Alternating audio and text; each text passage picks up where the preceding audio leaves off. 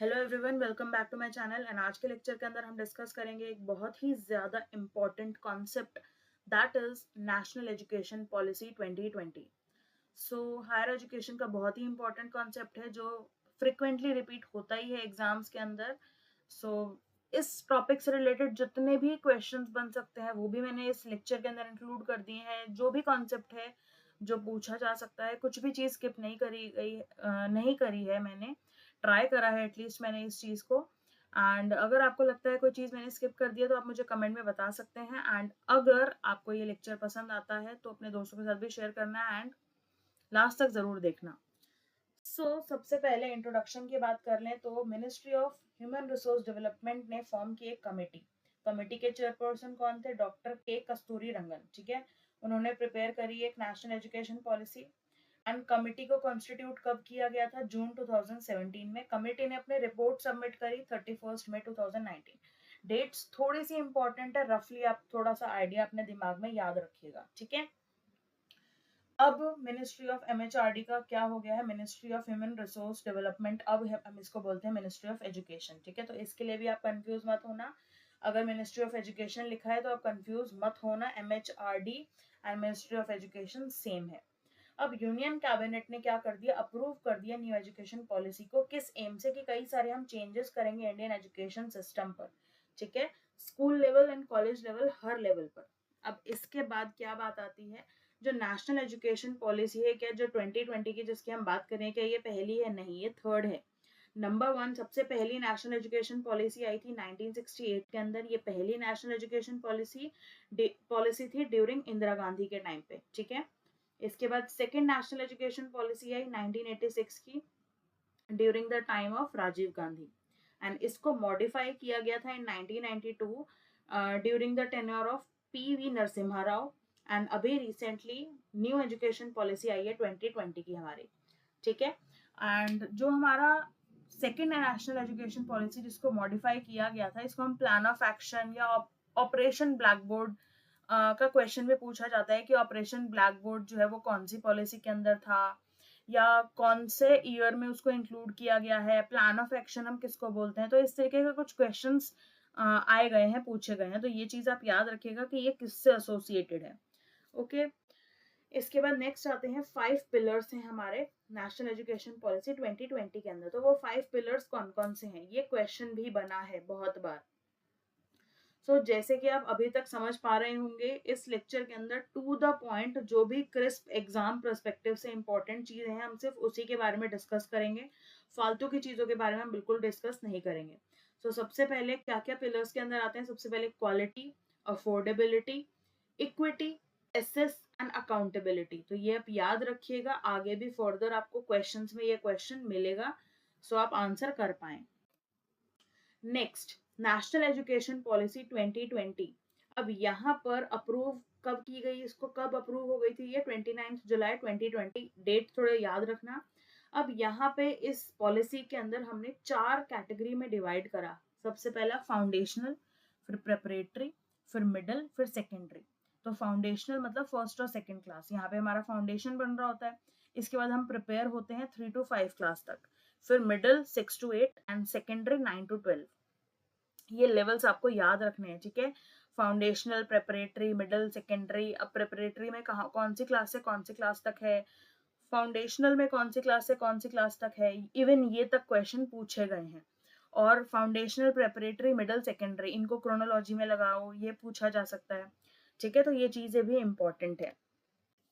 इसके बाद gross enrolment ratio की जो बात की गई है, तो स्कूल एजुकेशन में 2030 तक इनका टारगेट है 100% एनरोलमेंट होगा and 50% by 2035 in higher education. और अगर हायर एजुकेशन की बात करें तो टारगेट है 50%।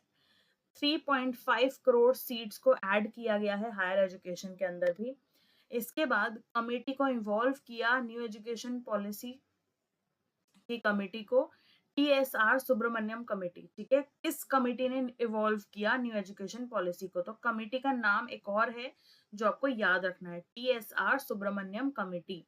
अब यहाँ पर जो नेशनल एजुकेशन पॉलिसी है, इसमें किन किन चीजों पे ध्यान दिया गया? सबसे पहला तो होलिस्टिक डेवलपमेंट, भाई ओवरऑल पूरी तरीके से डेवलपमेंट होना चाहिए बच्चे का।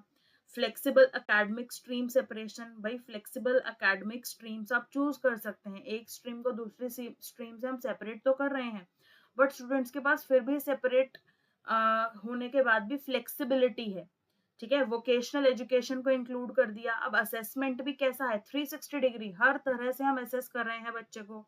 एंड 3 लैंग्वेज फॉर्मूला, जो कि अडॉप्ट किया था कोठारी कमीशन के अंदर, उसको भी ऐड किया गया कि अप टू 5th क्लास तो बच्चे को 3 लैंग्वेजेस पढ़नी है, वो मैंडेटरी होंगी। पहली हो गई इंग्लिश, दूसरी होगी उसकी मदर टंग, एंड तीसरी होगी रीजनल लैंग्वेज, ठीक है। तो ये चीजें इंपॉर्टेंट है सारी। अब देखेंगे हम कुछ क्वेश्चंस, एंड क्वेश्चंस के थ्रू भी हम कई सारे कुछ इंपॉर्टेंट टॉपिक्स या चीजें देखेंगे जो यहाँ पे हमने डिस्कस नहीं करे। So according to national education policy 2020, जो प्रोग्रेस कार्ड है स्टूडेंट का, कम्युनिकेट करता है पेरेंट्स को, वुड बी क्या कम्युनिकेट करेगा। So the correct answer is, आप आंसर्स खुद से अटेम्प्ट करिएगा, एंड आप वीडियो को पॉज करके अटेम्प्ट कर सकते हैं, और कमेंट में जरूर बताना कि आपने कितने क्वेश्चंस करेक्ट करे, कितने गलत रहे आपके, या समझ में आ ही गया होगा आपको कॉन्सेप्ट तो। So the correct answer is a reflection of the progress as well as the uniqueness of student. Student को हमें uniqueness बतानी है उसकी, ठीक है। नॉर्म रेफरेंस टेस्टिंग, यानी कि हम कंपेयर नहीं कर रहे हैं एक बच्चे को दूसरे बच्चे के साथ। And student in comparison to class, मतलब कंपैरिजन की तो बात ही नहीं करेंगे ना, नॉर्म रेफरेंस टेस्ट की बात करेंगे तो more than one of the above statement भी नहीं हो सकता, नन ऑफ द अबव भी नहीं हो सकता, ठीक है। Next question is, Hetal speaks Gujarati at home, and वो फ्लुएंट है रीडिंग करने में एंड राइटिंग द लैंग्वेज, ठीक है, गुजराती बोलने में एंड लिखने में वो बहुत ज्यादा फ्लुएंट है। The medium of instruction is in her school is Hindi, and a language she doesn't know, अब हिंदी वो जानती नहीं है। तो as per National education policy 2020, what measure must be taken by school in this situation। अब student के regard में national education policy की बात करें तो स्कूल को क्या मेजर लेने चाहिए। क्या हेतल को बोलना चाहिए कि भाई वो हिंदी में ही बात करे सिर्फ, टीचर को बोलना चाहिए हेतल को कि भाई आप अपने जो भी अपनी लैंग्वेज पढ़िए गुजराती उसको भूल जाओ, नहीं। नेशनल एजुकेशन पॉलिसी बात करता है मल्टीलिंगुअल लैंग्वेज के बारे में। So all children should be encouraged to respect each others native language to create a culture of multilingualism, ठीक है। नेक्स्ट क्वेश्चन है, to facilitate learning for all student which special emphasis on ये SDG है, ठीक है, sustainable development goals. The scope of school education will be broadened to facilitate multi pathways to learning involving dash and dash educational modes. कौन कौन से educational modes को recognise किया है एसडीजी के अंदर, एंड अलोंग विद जिसकी बात की गई है नेशनल एजुकेशन पॉलिसी के अंदर भी। तो बहुत इजी क्वेश्चन है, that is formal and non formal, ठीक है। नेक्स्ट है, consider the following statement regarding the foundational pillar in national education policy. वही फाउंडेशनल पिलर्स, मैंने बताया था पिलर्स बहुत ज्यादा इंपॉर्टेंट है, तो उन्हीं को आपको बताना है कौन कौन से पिलर्स थे जिनकी हमने बात करी थी। सो the correct answer is 2, 3, 4, 5 and 6, that is 1। Accessibility नहीं है, असेस पढ़ा था हमने, असेसिबिलिटी तो नहीं पढ़ा था। नेक्स्ट क्वेश्चन है, what are the classes which are covered at the middle stage according to NEP 2020 new curricular structure. तो मिडिल स्टेज में कौन सी क्लास से कौन सी क्लास तक होगा, बहुत इजी है, मैंने बताया था ना, ये भी चीज इंपॉर्टेंट है। So the correct answer is class 6 to class 8। Next question है, according to national education policy 2020, what is the full form of CEEC. CEEC का फुल फॉर्म क्या है, बहुत ज्यादा इंपॉर्टेंट है। So answer is early childhood care and education, ठीक है, important है। नेक्स्ट क्वेश्चन है हमारा, न्यू एजुकेशन पॉलिसी बेस्ड है कुछ पिलर्स पर, तो कितने पिलर्स है न्यू एजुकेशन पॉलिसी के अंदर, बहुत इजी क्वेश्चन, दैट इज 5।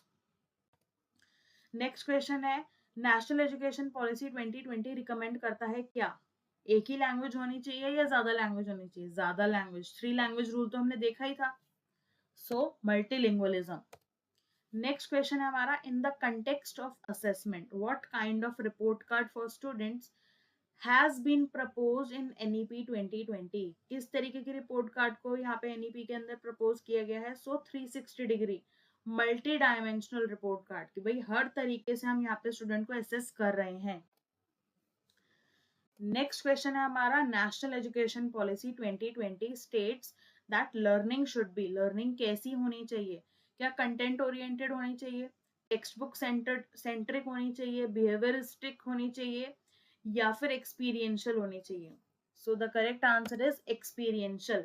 बच्चा खुद एक्सपीरियंस करके सीखेगा तो याद कर पाएगा ना अच्छे से.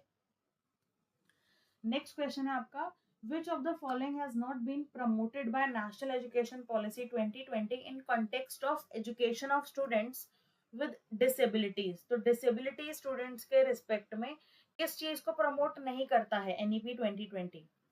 सो the correct answer is compulsory special education. इस चीज को प्रमोट नहीं करती है NEP, बट बाकी अदर 3 थिंग्स को वो प्रमोट करते हैं. नेक्स्ट क्वेश्चन है, NEP 2020 एम्फेसिस करता है किस चीज पर? कंसेप्चुअल अंडरस्टैंडिंग पर. क्लियर है भाई, रोट लर्निंग को तो करेगा नहीं. सिर्फ एग्जाम के लिए पढ़ें क्या? नहीं, ये भी गलत हो गया. प्रैक्टिस एंड ड्रिल, ये भी नहीं है भाई. कॉन्सेप्ट को समझेंगे तभी तो हम आगे अच्छा कर पाएंगे. सो नेक्स्ट क्वेश्चन है, as per National education policy 2020 assessment of learners should include the progress as well as uniqueness of learner in. सो हम यहाँ पे असेस कर रहे हैं लर्नर को, एंड यहाँ पे हम प्रोग्रेस देख रहे हैं बच्चे का, यूनिकनेस ऑफ लर्नर देख रहे हैं. तो वो किन किन जगहों पे देख रहे हैं हम? So the answer is cognitive, affective and psychomotor domain. In 3 domains में हम बच्चे की यूनिकनेस और जो भी प्रोग्रेस है उसको असेस कर रहे हैं. Next question is, NEP propose करता है किस चीज को? बहुत ज्यादा इजी है ये भी भाई. देखो, रोट लर्निंग को क्या करता है? नहीं करता है, बट बाकी चीजें जो भी आप देखोगे वो करेक्ट हैं. भाई, रिड्यूस करना स्कूल के करिकुलम के कंटेंट को, कंटेंट जो है वो कम कर दो, फ्लेक्सिबिलिटी को बढ़ा दो, और क्रिटिकल थिंकिंग पर एम्फेसाइज करो. ठीक है. So the correct answer is 1, 2 and 4. Next question है हमारा, नेशनल एजुकेशन पॉलिसी 2020 प्रपोज करता है pedagogical shift from dash to dash. तो किस से हम कहाँ पे जा रहे हैं? ठीक है, तो रोट लर्निंग से हम कंसेप्चुअल अंडरस्टैंडिंग पे जा रहे हैं. NEP ने किस पे फोकस किया था? कंसेप्चुअल अंडरस्टैंडिंग पे. So that's it for now. Thank you so much for watching. Hopefully आपको ये सारी चीजें समझ में आ गई होंगी, एंड NEP के रिगार्डिंग जो भी क्वेश्चंस बनेंगे एग्जाम के अंदर आप उसको आंसर कर पाएंगे. एंड मुझे जरूर बताना आपका क्या स्कोर रहा था इन क्वेश्चंस के अंदर. और thank you so much for watching, and अपने दोस्तों के साथ जरूर शेयर कर देना. एंड अगर आप चाहते हैं कि कोई एक कॉन्सेप्ट है जो आपको समझ नहीं आ रहा है, आप चाहते हैं मैं उस पर वीडियो बनाऊं, so do let me know in comment section. See you in my next video. Thank you.